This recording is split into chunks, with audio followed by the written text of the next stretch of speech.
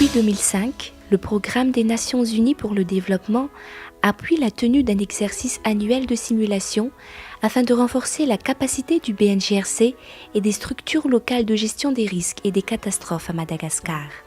Une simulation fonctionnelle et une simulation de terrain afin de mieux impliquer tous les acteurs humanitaires nationaux intervenant à la simulation et renforcer la collaboration avec les bureaux régionaux, les sièges, en employant des outils, des principes et des directives de la réforme humanitaire tels que le principe de la responsabilité sectorielle, l'appel éclair et le CERF.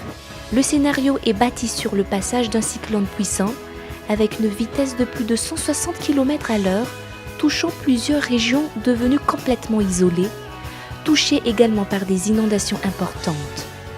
8 clusters au moins travaillent de concert pour faire face aux catastrophes avec le BNGRC et répondre au plus vite aux besoins des urgences.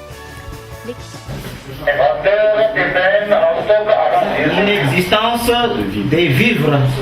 Pendant que les techniciens du BNGRC s'attelaient à analyser des données virtuelles suite au passage d'un pseudo-cyclone et à coordonner les interventions avec les clusters, le bureau de la région à Nalamang avait aussi le même rythme soutenu de travail. Donc on a deux enjeux, une occasion de travailler avec le plan de contingence et anticiper ce qu'on va faire réellement au moment de crise. Ici, on fait une réunion pour coordonner, pour ne pas avoir des empiètements, pour avoir une réponse plus efficace et rapide. Et comme quoi, arriver à temps pour apporter ce qu'il fallait pour les personnes nécessiteuses. Donc c'est voté à l'unanimité. Le BNGRC donc va demander au gouvernement, suite à au projet verbal de cette réunion, qu'il fasse une déclaration d'urgence. Le testing de la coordination s'étant conclu sur des notes de recommandation, les acteurs humanitaires se sont donné rendez-vous pour ramener cet exercice de simulation en grandeur nature avec des gens impliqués. Premier grenier à riz de Madagascar, la région à Lochamangour a d'énormes potentialités économiques, mais elle est très vulnérable par rapport à l'inondation. Étape par étape, la communauté locale, avec l'appui des partenaires en GRC et des comités locaux, s'est donc familiarisée en cas d'inondation pour mieux faire face aux éventuels aléas et avoir les bons réflexes de GRC. Mégaphone en main, les membres du comité GRC parcourent la ville pour alerter les populations. En particulier, les personnes vulnérables, dont les femmes enceintes et les handicapés, sont aidées à rejoindre le site de refuge. Leur prise en charge a été prise en compte dans l'aménagement du site. Parmi cette prise en charge, la visite sanitaire, la distribution de vivres, le soutien psychologique et récréatif aux enfants.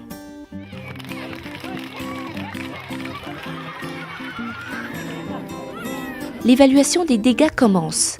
Les évaluateurs remplissent les outils d'évaluation, la fiche SMS et la fiche EIMA. L'eau et l'assainissement, très important pour un site de refuge, raison pour laquelle les comités GRC et les personnes sinistrées ont été formés sur la purification d'eau provenant du lac et des puits et ont également reçu des kits wash. Ils ont également été fortement sensibilisés à l'hygiène, notamment à l'installation des latrines. C'est aussi à l'endroit des enfants, devant la tente servant d'école provisoire, installée rapidement pour permettre la reprise des cours.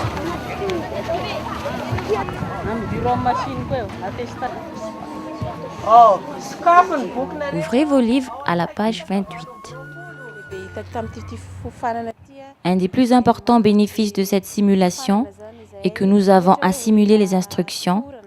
Par exemple, si une personne s'évanouit, nous savons comment réagir, nous savons assainir l'eau, construire des latrines.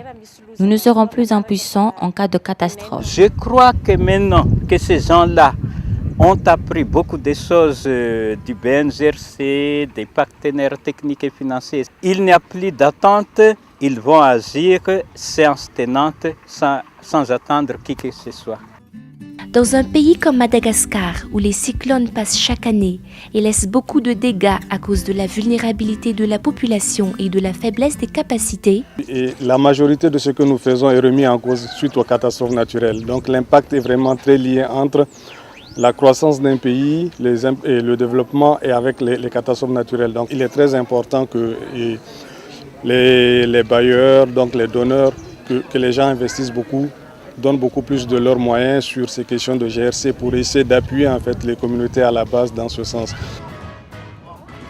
Le renforcement des capacités des comités GRC doit aussi aller de pair avec des moyens matériels et financiers suffisants pour une meilleure gestion des risques et des catastrophes au niveau local.